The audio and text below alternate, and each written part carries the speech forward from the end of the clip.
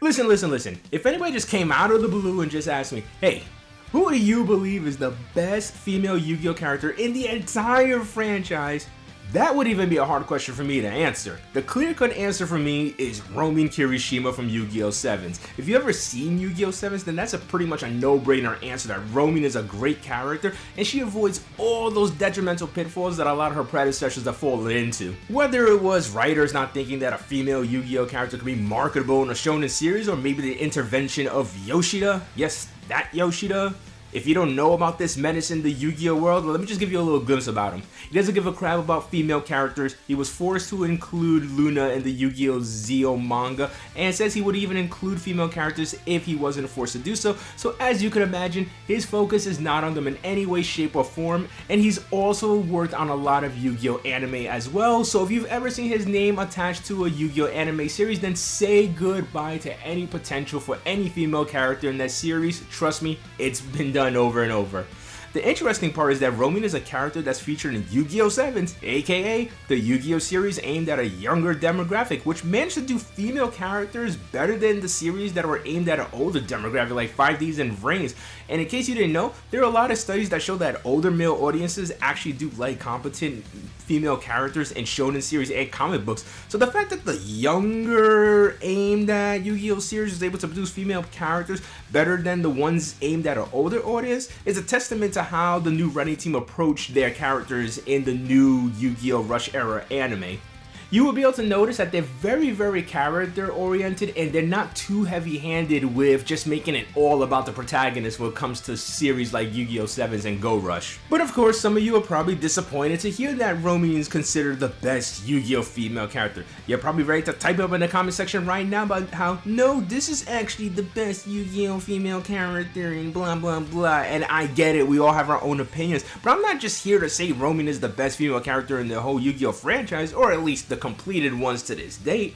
I'm gonna actually go into the downfalls of other Yu-Gi-Oh! Female heroines and show how Romin was able to elevate past those female characters that were at the mercy of bad writing that hindered them. And as someone who watched every single Yu-Gi-Oh! Series, I'm gonna bring in a full franchise perspective. Those who did not watch 7s, you can't dismiss Romin for the discussion of who is the best female character in the entire franchise if you lack full perspective of the entire franchise. I'm not saying your opinion doesn't matter, I'm just saying you're not playing with a full deck here.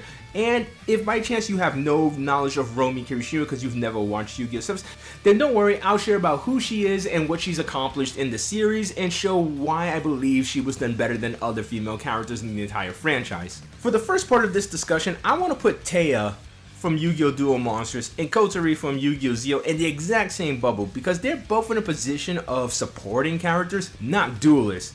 As characters in that specific role, they're done very well. I know there's a lot of hate online for characters like Kotori and Taya saying they're pretty much useless, but they're not booked as duelists of their respective series. They are meant to be a support system, the backbone of their respective groups, and they serve that function very well if you've actually paid attention to the series. Bringing their groups together, being the voice of reason, that is what these type of characters are meant to be.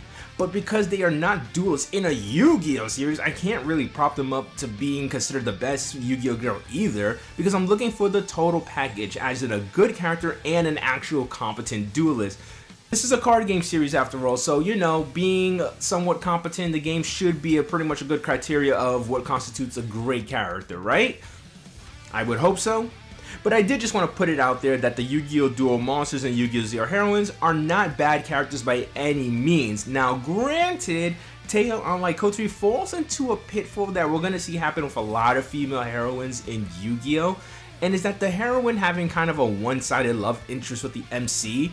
Kotori and Yuma's feelings seem a little bit more mutual than Taya and Yugi, which feels a bit more one-sided in Taya's case. Now granted, Yugi is a 4'0" guy that plays a children's guard game. If a girl like Taya said that she liked it, I'm pretty sure that he would be considered the luckiest guy in the world. But I still can't ignore the fact that this is a kind of a downfall trait of hers that honestly wasn't really prevalent during the time. But as you'll see later on in other Yu-Gi-Oh! Series, it became a trait that became kind of stagnant with other female characters and poisons the well for Taya.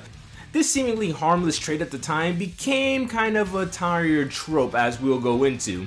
Which coincidentally leads me into the Queen of Obelisk Blue from Yu-Gi-Oh! GX. Now listen, I really like Alexis. She wasn't like a complete loser or anything of that sort, but you do expect a lot more out of someone dubbed the Queen of Obelisk Blue.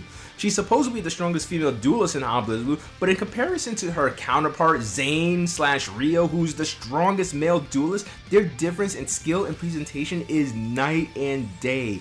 There was a lot that could have been done with Alexis, but she never really lived up to that queen that we expected her to be, while Rio felt like the big man on campus, or in the original Japanese language, he got the title of Kaiser, and he fully deserved it. She would take losses that she should have not taken and was never portrayed as strong as some of the other characters were. I do truly feel that characters like Bastion and Kenzan were portrayed as even more competent duelists than her despite her title of queen. Alexis has a ton of missed potential, and that seems to be the big thing with a lot of female characters, where they're not downright terrible, but there's a lot of missed potential with those characters. Then we move on our course to the same thing that plagued Taya, and that is down the road she had a one-sided love interest with Judai. And this was arguably worse than Taya, which honestly didn't seem bad at the time, but again, like I said, it later becomes a trope and it poisons the well for Taya. It was not something that was budding and developing throughout multiple seasons like with Taya and Yugi. It's like all of a sudden the writers just said, hey, what if we make Alexis start having feelings for Judai like halfway through the series or like a third way into the series? It felt so out of left field just to include that as a part of her character. She was given a second chance though in Yu-Gi-Oh! Arc 5, but she was treated way worse. Just look at the reception of the episode when Alexis lost to Yuri using the Ancient Gear structure deck. It was one of the most hated episodes in the entirety of Yu-Gi-Oh! Arc 5, and that is saying something.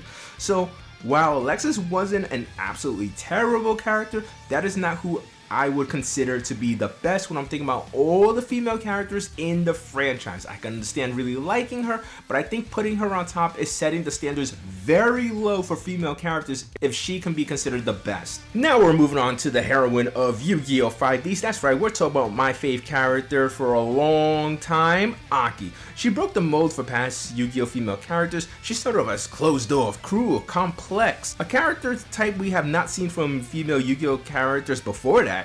She was a far cry away from the caring girl next door, big sister type of character, but Aki at one point had a lot of layers and personal struggles she needed to conquer before becoming a part of the main cast and joining their efforts to take down the Dark Signers. Aki started off as what was known as the very frightening Black Rose Witch, a duelist who wielded powers that can allow her monsters to become real, which resulted in her actually hurting people in duels. This was due to her being a psychic duelist. For Aki, this was a curse that she bared and it resulted in her hurting her father, but those abilities were taken advantage of by Divine, and Aki embraced her power and even became infatuated with using the power to hurt people, which was demonstrated in her first duel against Yusei. But her powers were still the cause of her mental struggles, along with Divine in her ear. This was until her final duel with Yusei. She clearly suffered from the trauma of what she did to her father and what Misty believed she did to her brother, but Aki was strong and took control of her own life and realized that her curse was actually a gift that she was able to finally accept. This was a huge arc for her character that made her feel like the best female heroine until now.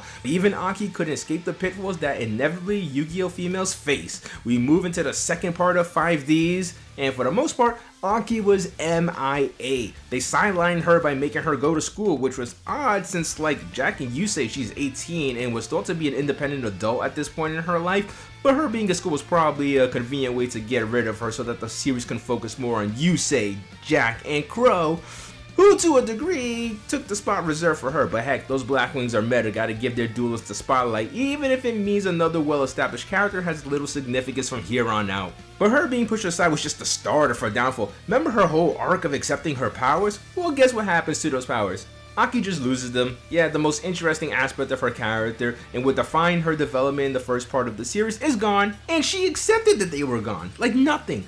After years of struggling to accept her powers, she just says, I'm fine with this. But don't worry, those powers come back at the end of the series where I guess she can't overshadow anyone with how special she is. And guess what?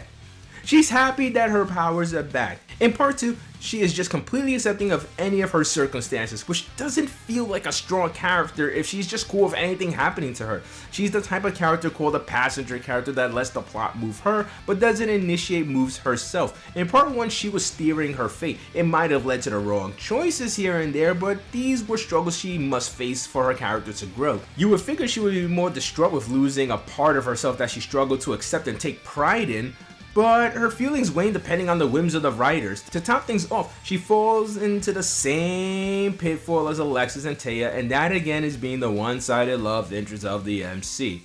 Listen, I'm not saying that this is something that a character should never have, but I'm just saying it's so prevalent in female Yu-Gi-Oh characters, it's almost like the writers don't know how to write female characters without making them eventually fall in love with the MC. Anki was a character that started off so incredibly well in the first part of 5Ds and completely fell off the map during the second half that I can't name her the best female Yu-Gi-Oh character. Even if you don't agree with me about her passenger status in the story or her one-sided love interest being a tired trope, the fact that she is sidelined, it was never given the same respect as characters like Yuzu, Jack, and Crow. I'm sorry, but I don't see how a heroine turned into a sideline character can be considered the best female character in the entire franchise. We already discussed Code 3, so we're just going to move on to Yu-Gi-Oh! R5, and we're going to be talking about Yuzu, a female Yu-Gi-Oh! Heroine with a decent amount of duels and even more wins than losses. Yuzu time and again showed that she can hang with the other characters in the series, even when we saw her take her first loss in the series. Even after taking her first loss, she was shown that she was determined to defeat her rival of the time and learn new strategies to overcome her. This is the first instance that we saw a female Yu-Gi-Oh! Heroine not only have a rivalry of sorts, but actually train to grow as a duelist and adopt a new style to make herself into a stronger duelist. And as we've seen later on, learning fusion was a valuable strategy for her to learn. Yuzu also had a sense of mystery behind her, like why was she being confused with other characters? Why does her bracelet have mysterious powers? Why are there other characters with her face? Yuzu felt like a major aspect of the series, and to be fair, she was, but not the same way as Yugioh, who was an active character, while in contrast, she became more of a device. But for a while, she had the makings of the best female Yu-Gi-Oh character in the franchise up to this point. She had a great personality and was even a strong duelist. She had a great showing in the first tournament of the series to form the Lancers. Heck, she never even lost in the tournament. She got transported to another dimension before the final selections can even be made. Surely she would have been a Lancer if not for that. During the Friendship Cup tournament in the Synchro Dimension, she was named the most impressive duelist by Jack Atlas when it came to the first day matches, even over Yuya. That's pretty high praise from the king. She might have lost to Sergei, but that was completely okay because he was essentially the main antagonist, the duelist, during that arc, but after that they pretty much didn't do anything with her and she went into complete damsel in distress territory. For the rest of the series, Yuzu as a character ceased to be and she became a plot device just to be saved. Now listen, when she was first taken to Synchro Dimension, she was supposed to be saved by Yuya and the other Lancers within that dimension, but she was actually holding her own and not in desperate need of saving. But after her loss to Sergei, it was pretty much game over for her. This was a complete disappointment because it looked like they were doing something so very well for the first time with a female Yu-Gi-Oh character and they just pretty much just wrote her off. Another disappointing aspect is that she never developed the way she should have as a duelist. Yuya is the standard dimension counterpart for Zark, and he was able to master all summoning mechanics including having pendulum summon. Yuzu, being the standard version of Rei, was never able to learn any summon mechanic except for fusion, which put her in this strange place where she was essentially like Serena, her fusion counterpart. Unlike Yuya, which was not stuck being like any of his counterparts, but was able to adapt what they can do to his playstyle. Why she couldn't learn Pendulum, Synchro, and Xyz Summon the way Yuya was able to was beyond me. She wasn't able to show her full potential as a standard version of Rei the way Yuya was able to show off as the standard version of Zark. I will be honest though, when she went to the Fusion Dimension and met Alexis, I thought she would be inspired to use Ritual Monsters, a type of monster hardly used in the series and could have really used some real representation from a duelist, and honestly, Ritual would have been a great way to counteract Zark, but that was just wishful thinking that her character would develop more as a duelist. Yuzu is clearly the biggest missed opportunity for Yu-Gi-Oh female characters up to this time. She had so much going for her and they just threw her away like an old chew toy your dog was done playing with. Next we move to Yu-Gi-Oh Reigns, and this one, people, it is just depressing. Because listen, I absolutely love Aoi, or you might know her as Blue Angel, Blue Girl, or even Blue Maiden. But the writers did not feel the same and showed this poor girl absolutely no love at all. If you think by any way, shape, or form she can be considered the best Yu-Gi-Oh female character, then my goodness, you don't have enough high standards for what constitutes a good character in this franchise. The poor girl could not do anything she set her mind to doing at all. In every season of Reigns, she had a goal of sorts, and guess what? She was absolutely never able to accomplish anything. I honestly can't help but feel bad for her. Listen, let's just go through it. Listen, in season 1, Aoi wanted to show her brother she can stand on her own and show that he does not have to be overprotective of her and always worry for her safety. And then she gets dropped on her face and then deleted until Playmaker could save the day. I also need to point out that before that horrible loss to Spectre, even before we were even in the double-digit episodes, she was a damsel in distress that Playmaker needed to duel to save her. In season 2, she becomes Blue Girl, but that doesn't matter. She just gets beaten by Soul Burner, and this change means absolutely nothing. By the end of the season, she does become Blue Maiden. Surely she will be a better character now. She even has her friends Ignis and can now fight alongside Playmaker Soulburner with her new goal of rescuing her childhood friend Miyu.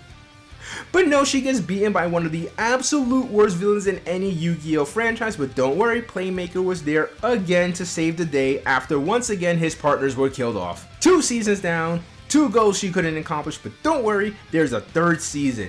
This time, just maybe she can accomplish her goal of now wanting to protect her brother.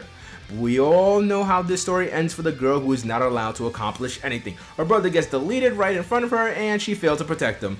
Aoi is just a character that can never accomplish any goals she set out to accomplish. Seriously, the way this poor character was treated was absolutely disgusting. Unfortunately, she wasn't the only one who was treated terribly when it came to Yu-Gi-Oh! Reigns, a series that deserves its own video on how it completely fails with its characters and plot, and I might do that video another day. Luckily, Aoi's voice actress was able to get another role in a card game anime, and that is Card Fight Vanguard, where she played Mirai, who was portrayed as a very powerful female card fighter who was the leader of Team Daybreak and the final boss of season 2. Mirai will continue to be a part of the series, but this time overcoming the manipulation that led to her making choices that put her in the position as the main antagonist and now become one of the good guys. It must have been a breath of fresh air for her to actually play an actual well-written character in a card game anime who was not only a really strong player, but also had a strong personality and a very great character arc that was the core of Cardfight Vanguard Overdressed Season 2. Mirai must have felt like an invigorating portrayal, unlike Aoi, who was pretty much the series punching bag. So now we move on to Yu-Gi-Oh! 7's and the star of the show, Romin Kirishima. Romin is the total package of a Yu-Gi-Oh! Character. She was a strong duelist and had a great energetic personality, but at the same time she was a quirky character. There's a lot that goes into Romin as a character, from her talent as a guitarist and later finally becoming a singer despite being tone deaf. She loves food and her cooking is kind of dangerous. She's fashionable and she has an idol she wants to live up to. Literally, I could make a whole video just going over every aspect of Romin as a character, but that's not what this video is about. But I can't move forward without also mentioning that she is an irreplaceable part of her group's dynamic. Yuga, Luke, Romin, and Gakuso play off one another so incredibly well, and missing even one of them from the group is removing a huge aspect of what makes the group work. It was a delight to see, especially after Reigns, where the characters didn't have a strong dynamic, maybe except between Playmaker and I, who were a good foil from one another, but otherwise the characters all felt like they were pieces in a puzzle, but not from the same puzzle. But 7's cast all played off one another very well. Yuga was mostly the straight man and the comedy active characters, but the others, including Romin, could be the voice of reason depending on the situation. Romin felt necessary to her group, let's say unlike Aoi, who could have retired after season 1 and there would have been no real noticeable change at all. Romin was a top class duelist, just look at her record. She has a lot of great wins and definitely more wins than losses. Her dueling wasn't even something that happened like once in a blue moon or anything like that. She had dedicated episodes all the time, just like her male counterparts. It was a normal occurrence to actually see Romin duel and be the star of an episode, just like any other male in this series. and just like every other male in the series, she was able to evolve her deck. She frequently got new ace monsters, which is a major part of Rush era Yu-Gi-Oh! That characters get new ace monsters for their deck instead of just evolving the same ace monster many times over like in other series. She also learned fusion just like any other character did.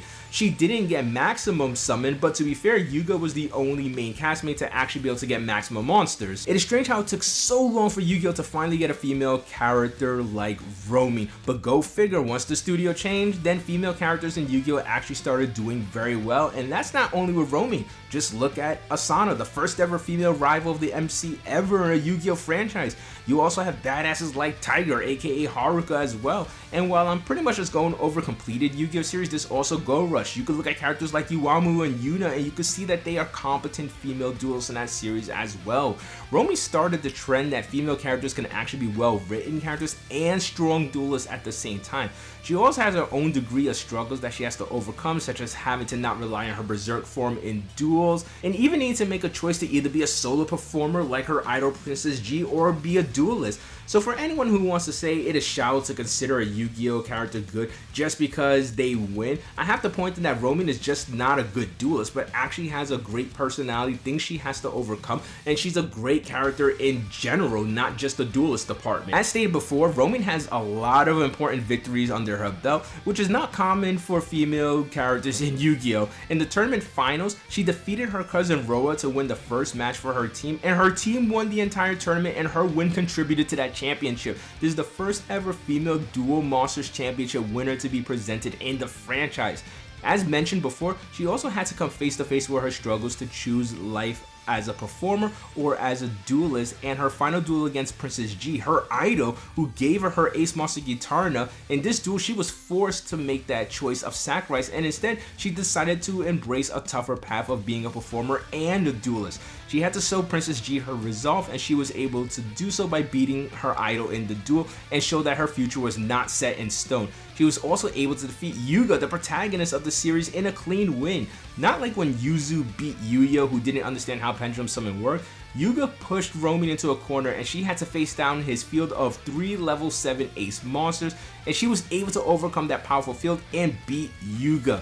Romy casually just leaps over the pitfalls that the other female heroines just fall into. She's not a background support character, she's not secretly in love with the MC, she's not a damsel in distress, she's a complete competent character just like any other male character in the franchise. It was awesome to even see her featured in 3 booster sets and even have her own deck as well. Now I know it's a hard pill to swallow for people, especially those who've never watched Sevens or don't want to accept the fact that the character from the children-centric Yu-Gi-Oh! Anime series is somehow producing a better female character than the series that they've grown up with their entire life. But as an individual who's watched every Yu-Gi-Oh! Series and has always rooted for the female characters to be presented equally to the male counterparts, Romy is the first female character that I could say that when the series ended, I didn't feel like she got screwed over the same way Aki, Aoi, Alexis, or Yuzu did. In general, Rush era Yu-Gi-Oh! Really does know how to actually portray female characters as well as the male characters. Now for some honorable mentions, because I know how the fan base is and I know you're just itching to use Mai as a gotcha moment. I was mainly going over the main heroines of the series, but even Mai would not be considered the best if I expanded my criteria. As a duelist, she's pretty much always lost. Her only wins coming from mostly off-screen duels, a Battle City filler episode, and 2 duels in a filler arc. Not to mention she gets taken out of commission by the big bad and needs to be saved by the end of the arc. Listen, I like Mai, she's a really good character, but looking at Yu-Gi-Oh! As an entire franchise, she is not by any means the best unless Yu-Gi-Oh! Duel Monsters is the only series you've ever watched in your entire life. Ryo and Yu-Gi-Oh! Zeal. Is that on someone's mind by any chance? She clearly has not done enough to be in this conversation. With only 2 wins to her name, no, we're gonna move on. Blair by any chance? Is that who you would like to argue for? Blair from Yu-Gi-Oh! GX? A resounding no. You need to get some fresh air if you think Blair is in the conversation as the best Yu-Gi-Oh girl in the entire franchise. Please leave. Lastly, I'm not going to include Go Rush for this conversation because that series has not ended, and as we've seen with Yuzu and Aki, it doesn't matter how a character starts, it matters how they end. So I don't want to argue for Yuami without seeing her full character arc. So overall, this is not a your waifu sucks vid or vid about who has your favorite deck or who you're the most attracted to. This is essentially breaking down what are the low points of female characters in Yu-Gi-Oh, which kept them down, and which character was able to overcome those obstacles. And it is not hard to say that the answer is Romi Kirishima.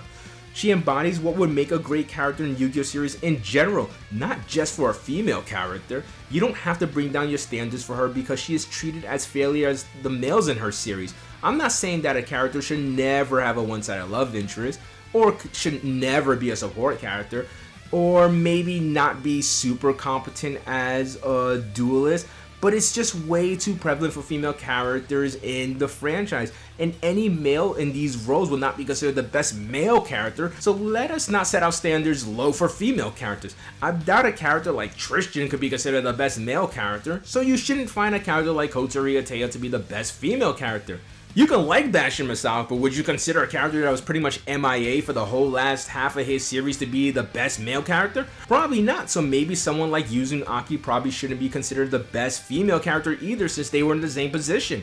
If you think a character like Cyrus, who had a lot to prove to his big brother and constantly achieved his goals despite his low starting point, going from Slifer Red to Obelisk Blue, to being able to represent his brother and even wield his deck on his behalf is the makings of a great character, then why would you consider Aoi, who's the total opposite of Cyrus, a good character? While Romin, in contrast to the other heroines, has the traits of what people would be considered great even for a male character. She's not a character you actually have to set any standards low for, and this is why I think Romin is considered the best female Yu-Gi-Oh character, period.